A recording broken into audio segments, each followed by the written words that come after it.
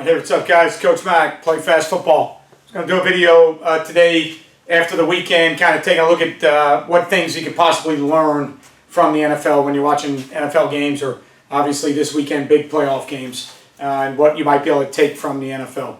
Remember to check out some of our sponsors. DC1, thanks for the shirt. Defensive Coordinator 1 is an in-game app that allows you to make critical in-game adjustments based on the actual live data that you're charting during the game. You have a template that you've already set up, kind of like a scouting report with tendencies and formations, personnel groups, and field boundary, and strong weak runs, run-to-pass ratios. And once you start charting that game live, you can now see where all of your information fits according to those tendencies. Then you're also charting your calls to see the things you're calling against the things that the other team's calling. Get yourself the ability to make instant adjustments based on live actual in-game data without having to kind of maybe piecework or guesswork some things together. So make sure you check out Defensive Coordinator 1, RPO this. All right, so check it out. Appreciate the t-shirt from DC1. Make sure you check out GameStrat in the description box below. There'll be a link take you directly to GameStrat's website if you're looking for the number one choice for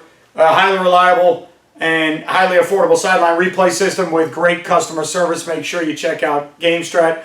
Just Play Football is a digital software we use to take our program to the next level. When I diagram plays for webinars or clinics, it's the only diagram tool that I'll use. So make sure you check out Just Play Football. All three of those companies will be at the first Play Fast Clinic, which is now less than 10 days away, January 24th, 25th, and 26th. So you can check out all three of those companies as vendors at first ever Play Fast Football Clinic. So I think I've mentioned this on videos before. I am not an avid NFL fan. I am not a huge fan of the NFL, and one of the reasons is I thought the game was disconnected from high school football for a long time and really didn't see any reason as a football coach once I got into football as for a living per se. In other words, being a football coach is the career that I chose.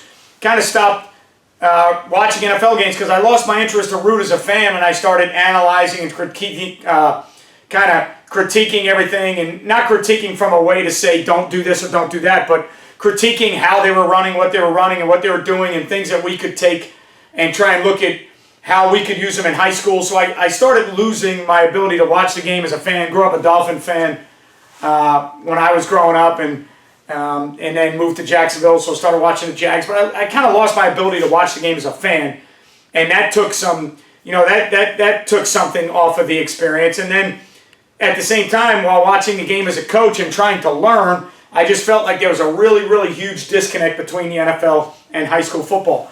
I'm now starting to change my mind a little bit because I think there are some things in NFL football that's changed, and I think there are some things that are becoming a little more prevalent in the NFL game that is also prevalent in the high school game. So I've started to watch them a little bit more. Still not a big fan of watching games live. I'll watch replays of them. I'll go find them on YouTube or All-22 or anywhere else that you might be able to find them, and I'll pick through things that I want to look at.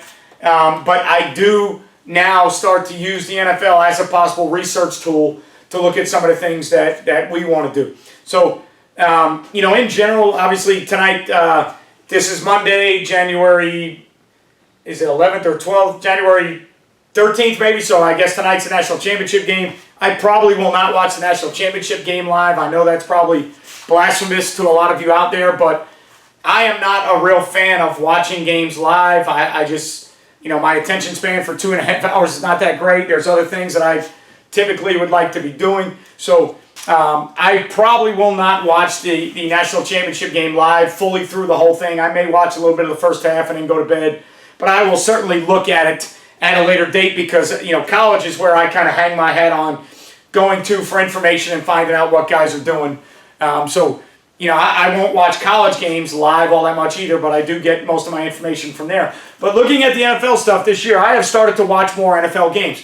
Here's why, okay? Number one, wide zone is king in the NFL. If you watch those playoff games and you watch what the 49ers do and what the Titans do, all right, they are running wide zone over and over and over again, and they are really, really good at what they do, and there's a reason for it, all right? The wide zone play, number one, can be run from any formation, any personnel group. So they run it from one back, they run it from two back, they run it with a fullback that leads, they run a fullback they run it with a fullback that zips the backside or kicks the backside or bams the backside. All right, then you start getting into your play action game and some other things. So it's really neat how that play is so conducive to several formations. It's not formation dependent. It's not position group dependent. They'll run it out of their 2 tight end sets. They'll run it out of 2 tight end, 2 back sets. They'll run it out of 1 back double tight end sets. They'll run it out of Pro 21 sets. It's just run out of so many different groupings and formations that it really is a great base play to carry on offense, because you can do it out of almost everything that you're doing. And then you throw in the slight wrinkles where you're moving, you're getting into squeeze or condensed formations, and you're taking that tight end and you're lining them up off the line of scrimmage, and now you're going from a 3-by-1 set squeeze with the tight end off, motion them to the other side or trading them to the other side, and now all of a sudden your 3-man surface is on that side, and can the defense react to it? So there's just so many different things that you can do with the wide zone play. And the way they're blocking it in the NFL, it's still a come off the ball, kick your ass football play. It's not everybody turn to the sideline and run. They're not trying to circle the wagons. If they get it sealed, that's great. But they are trying to get off the ball and knock people's asses off the ball. So it still allows you to have that physical run game mentality. And then based on the nature of the play, all right, having an aiming point and having a press point, all right, that might be slightly different for each individual that teaches it. But that aiming point and that press point that is ass of the tight end, slightly outside ass of the tight end, ghost tight end, whatever that press point may be. I'm not here to argue what the press point is, because there's different people who do it really well that tell you different things. The bottom line is that ball can press at that point, and then where it goes from there, it has so many variables to how the defense plays it, how it's being blocked, and where the running back actually enters that make it its own counter to itself. So you can carry that play over and over again, and it's not just straight A-gap, A-gap, A-gap, A-gap, A-gap, all right, or B-gap, B-gap, B-gap, defense overloads and takes it away. It has so many answers to itself in the nature of how it's run when it's run well, that it becomes a counter to its own identity. So you don't need to really carry, all right, too many other running plays off of it to protect the wide zone, because it almost protects itself when it is done and taught the right way, okay? Second thing, college experience helps.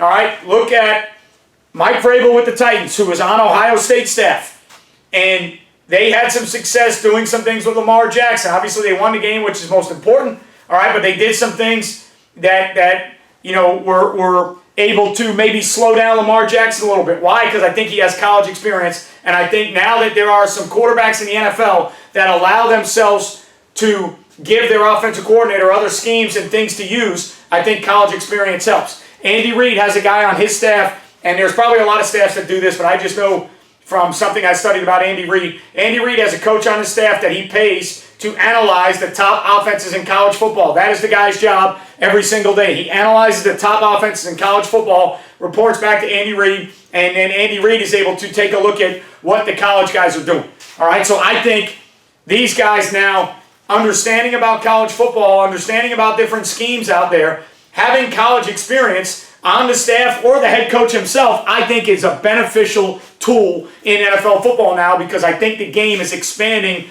to more than the way it used to be played every single down. Okay? Move the quarterback. If you watch what the Chiefs do, all right, with Mahomes, and you watch what the Niners do with Garoppolo, and then obviously, the Lamar Jacksons of the world, and the NFL now is becoming okay with moving the quarterback.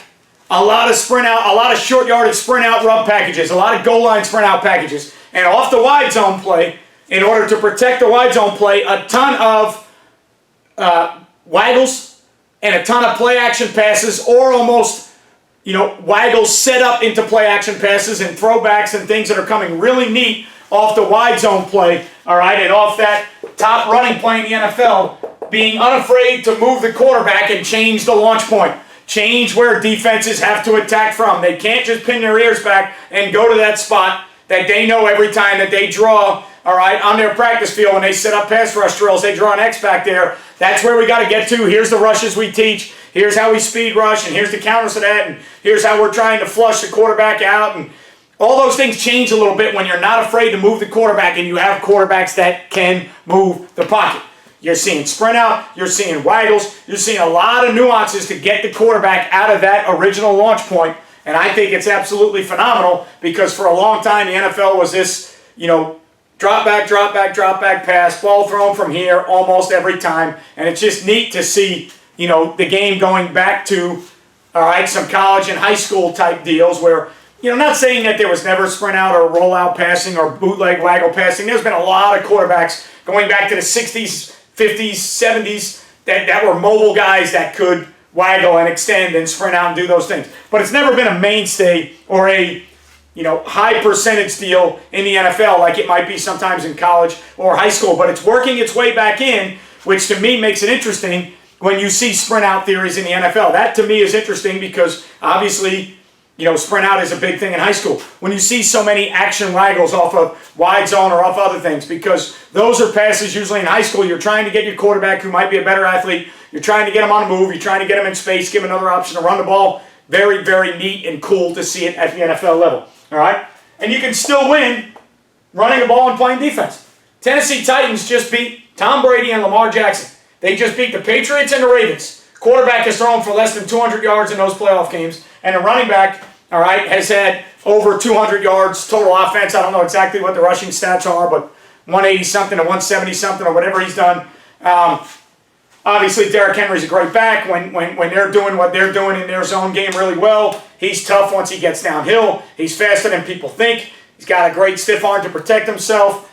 Great back, okay? But the Titans are doing it, playing good defense, being able to defend the things they need to defend, and running the football. Less than 200 yards passing in 2 playoff wins in the NFL is almost virtually unheard of. All right, so it's good to see as a high school guy, because a lot of times in high school you'll get these guys that say, well, you want to do what's fresh and new out there, and you want to do what's trendy out there. But the bottom line is it's still okay to run the ball and play good defense. And I think as a head coach, that's still a good way to hang your hat. So if you want to be like we try to be 60-40 run to pass.